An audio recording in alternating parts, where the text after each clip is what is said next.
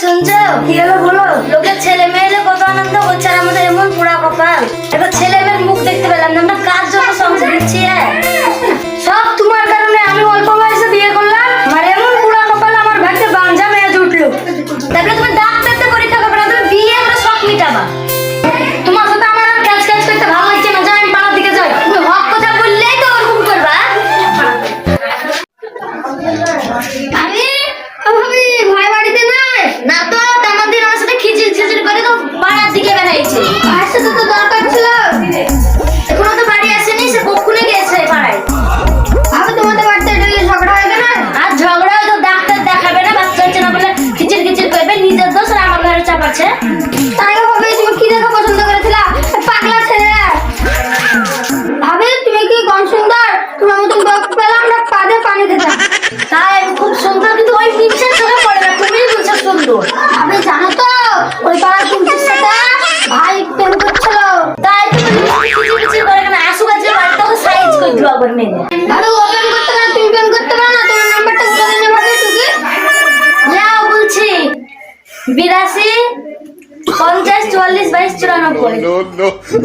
আমি তোমার সুন্দর, তোমার নাম্বারটা খুব সুন্দর, আসতে ভাবি। ঠিক আছে তাই বাড়ি যায়। রঙ্গিলার সাথে গল্প করতে করতে অনেক দেরি হয়ে গেল। বউ আবার খুব সন্দেহবাজ মেয়ে।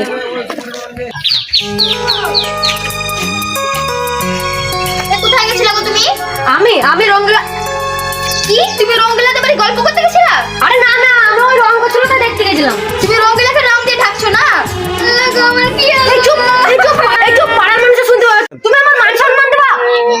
আহা রাত দিন গলা গলে ঢালাঢালি মাখামাখি পিরিত, হয়তো লোকে জানে না, শুধু আমি জানি নাকি? আমি কাঁদলেই লোকে শুনতে পাবে, আর কেউ জানে না?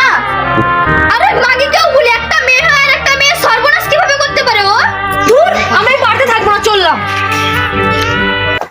মার্জিয়া ভাবি কেমন আছো? আর আমার ভালো থাকা, এমন একটা মিশে পড়েছিল আমার পাল্লা, আমার কপালটাই পুরা। আমি জানি, সবই শুনতে পাই। তোমাদের বাড়িতে অশান্তি কিসের লেগে নয়? ওই রঙ্গিলা আছে না, রঙ্গিলা হতে পারতে সারাদিন উঠা বসা খাওয়া দাওয়া অখিত পয়সা ঢালে। তুমি জানো না কিছু? পাড়ার পরিস্থিতি সবাই তো জানে। সেদিন জানো একটা 2000 টাকা দামের বেনারসি শাড়ি কিনে দিল। হ্যাঁ আমি জানি তো দিয়েছে, আর আমার বেলাতে টাকা নাই। আজ আসুক বাড়িতে, হয়তো বাড়িতে ও থাকবে, নাহলে আমি থাকবো। আজই আমার আব্বা আমাকে ফোন করছি। ভাবি আমি বাড়ি যাই, আমার আব্বা মা খারাপ, একটু যদি কারোর সাথে গিল্লা লাগাইনি আবার আমার আব্বা মেরা শাস্তি দিবে। মার্জিয়া বাবু তুমি এখানে বসে কি করছো?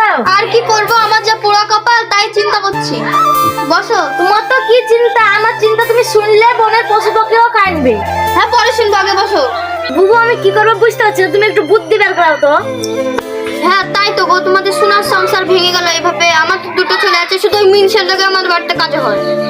আর আপনার তাও নাই, শুধু ডাক্তার মাক্তার দেখাবে না, শুধু খিচখিচ করবে, পাড়ায় পাড়ায় বেড়ে বেড়াবে। তোমার ভালো মন্দ তুমি বুঝো। আমি আব্বাকে ফোন করেছিলাম, আব্বা আমাকে নিতে আসবে, আমি চলে যাবো। ওই রঙ্গিলা রং খেলেই মেতে থাকুক, আমাকে আর দরকার নাই ওর। তুমি ঠিকই বলেছো, আর কতদিন পরে আমার সংসারটাও বুঝে ভেঙে যাবে। 7 বছর হলো, আবার কতদিন দেখবো? ঠিক আছে বাবা, আমি আসছি। ও মার্জিয়া, যা হয়েছে হয়েছে, দুটো খেতে দাও। খেতে দিব মানে? রঙ্গিলার সাথে রং বাঁধেছিল, সে খেতে দেয়নি, আমি রান্না ফান্না কিছু করিনি। কি করবো এখন ভেবেছি, এখন মারলেও তো পাড়ার লোকে দোষ দিবে। আরে বিআই মশাই যে, বিআই মশাই আপনি কোথায় যাচ্ছেন? এই তো রাস্তা থেকে যাবো বলে পেরেছি। মেয়ে আর্জেন্ট ফোন করলো আমাকে, বাড়িতে ঝগড়া কেন হয় বলুন তো? ছেলেকে কি শাসন করতে পারেন না? আবার আজকে ঝগড়া হয়েছে নাকি? তো ঝগড়া হয়নি, মেয়ে অমনি ফোন করলো আমাকে, আর্জেন্ট এক্ষুনি আসো আব্বা, আমি থাকবো না, আমাকে নিয়ে যাও, নাহলে আমি আত্মহত্যা করবো কথা বলছে। সেটা তো আমাকে বলেন, তাহলে চলেন তাহলে বাড়ির দিকে গিয়ে দেখি।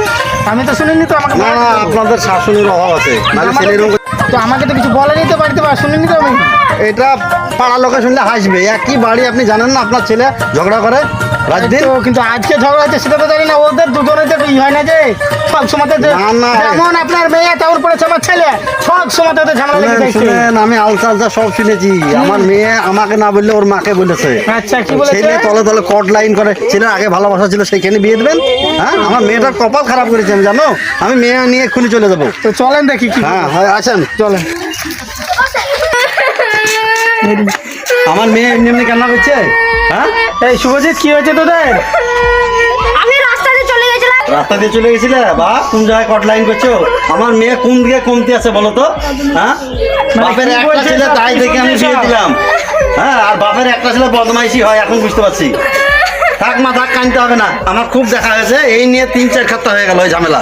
মেয়ে আমি আর এই বাড়িতে রাখবো না, চল চল, তোর কপালে যা ছিল তা হবে।